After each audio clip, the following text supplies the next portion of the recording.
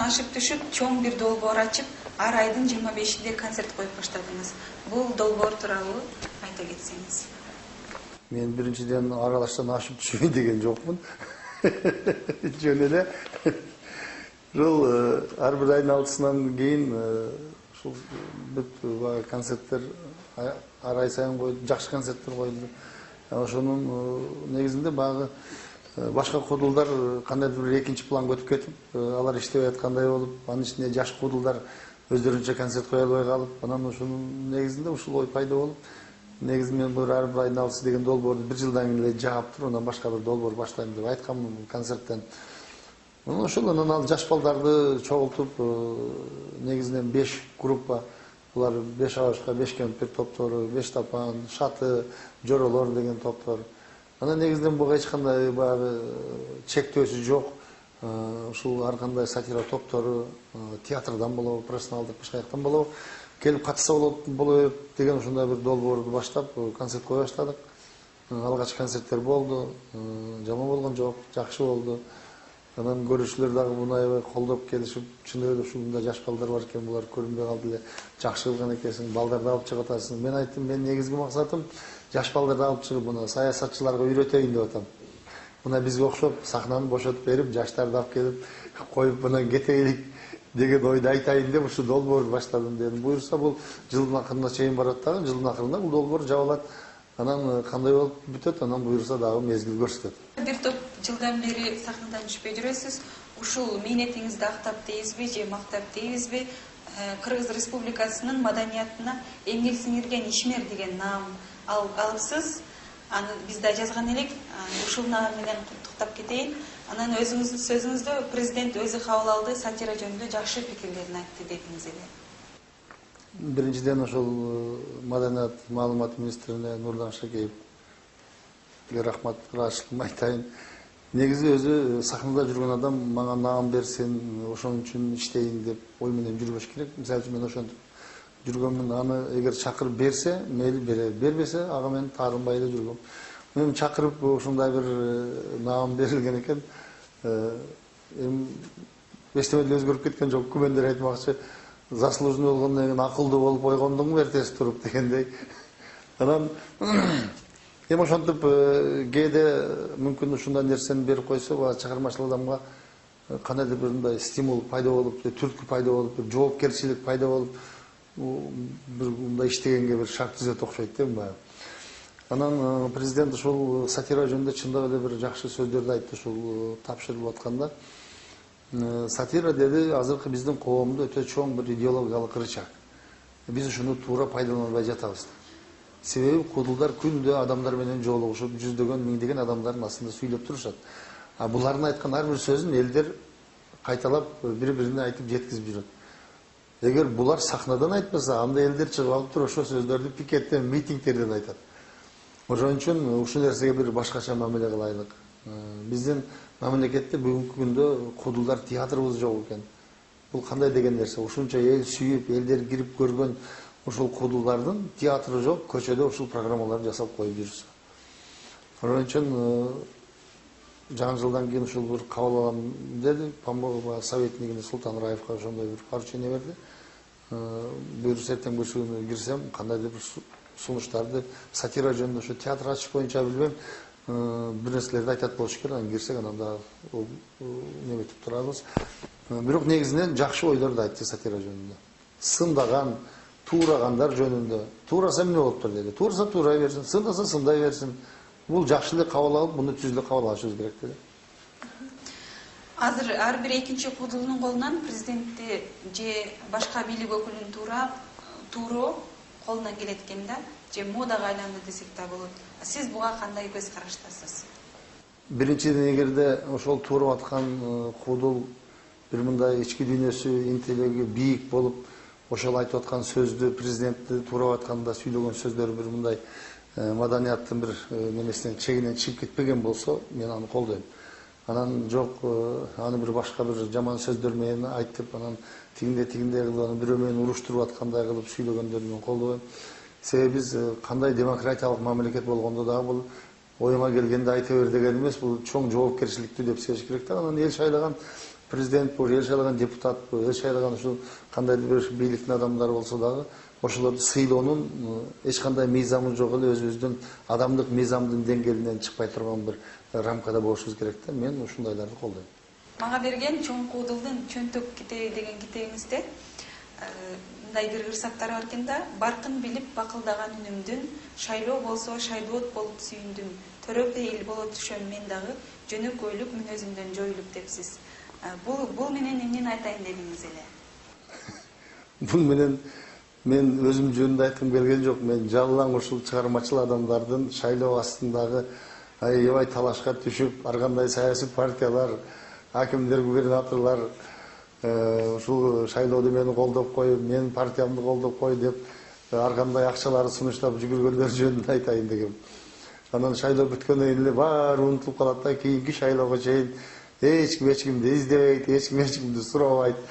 Анан ушу шайлоого чыгармачыл адамдар үйрөнүп калышкан да. Булар кадимгидей бир чоң бир компанияны күткөндөй күтүп, кадимгидей ошого даярданышып, мына эртең дагы президенттик шайлоого Кудай буйрса деп даярданып отурушат. Мен ошол жөнүндө ошол чыгармачыл адамдардын ошондой акыбалын жазайын деген ой максатта жазылган чыгарма. Кийинки суроо дагы эле ушул китебиңизден алынды десем болот. Мында 1972 жылы жазылган экен. Бактымды турмуш алды колдон жулуп, бул жашоодо бир кезиккен ак сүйүмдү, арман дүйнөм, махабатым ак жолумдан кетти болуп депсиз. Алгачкы ары махабатыңыз тууралуу айткан окшойсуз бул ырда. Бул ырды мен эң алгачкы жазган ырларымдын бири. Ырдын тексти биринчи жазылганда мындан башкачараак болчу. Бул кийин оңдолуп мындай жазылып калган. Бул ошол 10 класс бүтүп атканда кадимгидей эле баягы мектептеги сүйүү, классташ кызымды сүйүп калып, ошого үйлөнөм деп үйдө чаң салып, анан ата-энем мага уруксат бербей, өзүм армияга кетип барып, анан ал кызым турмушка чыгып, ошонун тоюна барып алып, анан классташтар менен чогулуп отуруп алып, ошолорду оон жазып, буга менин оонум бар жазылган. Анан ошол чыгарманы жазганмын да. Оонурда берейинби? Эсимде калган болсо. Кош бол эми алган жарың кыдыр болсун, барган жериң бакыт менен шаңга толсун, унутпагын мени дагы эстей жүргүн, ушулырым сагарнаган эң акыркы белек болсун. Ой, рахмат. Мына ушундай мен 10-чу болуп кетейин дегенлерди. Анан кийин ал кесипти аркалабай калдым. Билбейм, мүмкүн ошондон ары 10 чыгарып кетсем 10-чу болуп кетет билем. Бирок азыр мына ушуларды Мырзалар деген Оштогу бир жакшы вокальный квартет бар. Ошолор иштеп чыгып, азыр запись жасап атышат. Өткөндө мен барып уктум. Аябай жакшы чыгарма болуптур. Анан алар күлөт, ушуну сиз жаздыңыз беле депчи. Ушуну мен жазганмын, ушул менин оонум. Ушул ушинтип менен калып калып, жашоо ушундай экен да. Кийин эң кызыгы 35 жылда мектепте окуганда барып жолугушабыз деп барып, ошол Өмүркан деген кызды мен эже деп алып турмун барып. Анан аябай таарынып алып, бир күн ыйлап мен эже дейсиң деп. Мен 35 жылдан бери көрбөсөммүн, каяктан билем. Анан 9 балалуу болуп, чоң аял болуп калган экен. Ушундай окуялар болгон. Рахман агай, биз сизди куудул, сатирик катары гана тааныбастан, акын катары да таанып калат окшойбуз. Себеби дегенде китептерди биринин артынан бирин чыгарып жатасыз. Жакында ушул роман жазып атам деп жакшы иш баштап атыпсыз. Ошол китептенби же болбосо ырларыңыздан өзүңүзгө жаккан же болбосо эң акыркы чыккан бир ырыңызды биздин окурмандарга окуп бере аласызбы? Бул ырдын атын да кое элекпиз. Жөн эле ушундай жазылып аткан. 30 жылдай жүрдүм окшойт кеминде, чогуу жашап мен атамдын белинде. Жакшысынан жамандары көп болуп, адат болуп калды ширкин эсимде. Атам ичсе мен да кошо мас болуп, арак дамын үйрөнгөнмүн жат болуп, баштаганбыз адегенде аз-аздан, андан кийин канча ичсек да аз болуп, мен атамдын каны менен айланып, мезгил өтүп бүчүр болдум байланып. Таза болсо тазалыгын үйрөнүп, жалган айтса мен да кошо карганып. Мен атама кыялымда окшошуп, канча кызды, канча аялды боздотуп, ажырашып атам жүрсө ар жылда мен да жүрдүм алар менен соттошуп. Акыл айткан аксакалды укпадык. Ар ким менен көчөлөрдө мушташып, баш жарылып, бет айрылып, көз ишип, көчөлөрдө үйгө жетпей уктадык. Кээде атам ичпей калат, бузулат. Мен кыйналам, мээ жарылып тыбырап, анан мага шыңгыр эткен таанышын музыкадай кулагыма угулат. Жыргал жашоо кайра бизде башталат. Жол борс болуп атам үйдө чаң салат.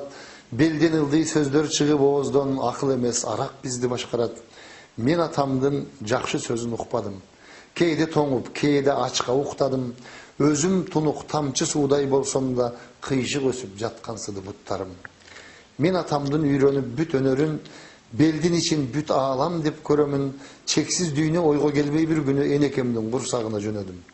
Кенен дүйнө сууда жашайм таң калып, тамактанам тамырдан кан айланып, баягы мен тамчы кезде сезилген буттарымдын кыйшыктыгы байкалып. Бул атамдын күнөөсү деп мен билем. Жиним келип боло албай эркимен, кыйшак бутту колум менен кармалап, апакемдин курсактарын тепкилейм. Алгач ирет апам тарткан түтүндөн жашоо бүтүп үмүттөрүм үзүлгөн. Анан барып көнө түштүм азаздан, көөк түтүндүн кайф экенин түшүнгөм. Улам күчтүү арак түтүн иргелип, кээде экөө калса чогуу бир келип, апам тойдо амен болсо курсакта Андижандын полкасына бийледик. Болсо ичип, болбосо арак ичпеймин. Пахмел менен закусканы билбеймин. Бирок апам тартпай калса чылымды, бир нерсемди жоготкондой издейм. Босоодо 8 март айылдардын эл аралык майрамы келип атат. Анан асыл заттар тууралуу, айымдар тууралуу эмне дей аласыз? Бүгүн ошол майрамдын астында мен каалайт элем ушу биздин кыздарыбыз, аялдарыбыз үйдө баланы тарбиясын берип, ушу исламда айтылгандай ошон менен гана эркектер деген өзүнүн миссиясын аткарып, ушу нерсени бир ордуна алып келсек, буларды асыраш керек. Өзүңдүн аялыңа кандай мамиле кылсаң, сенин кыздарыңа кийин ошондой күйөөсү мамиле кылат. Бул исламда айтылган өтө чоң бир хадис бар да. Ошону эркектер унутпаса да, ошондой бир өзүңдүн кызың эртең кандай болуп калат, ушу кайтып келип калбасын дегендей мамиледе болушубуз керек да. Менимче ушул майрам мындай оор бир өткөн маалда ушул майрам келет. Бир жылда бир жолу бир күн бардык жумушту коюп туруп ушул аялдарга бир көңүл бөлүп, жок дегенде бир күн ушул баягы оор жумушун колунан алып койсок, андан эч нерсе болбойт. Майрамыңыздар менен ушул дайыма жүзүңөрдөн күлүп кетпесин. Бар болуңуздар аялдар.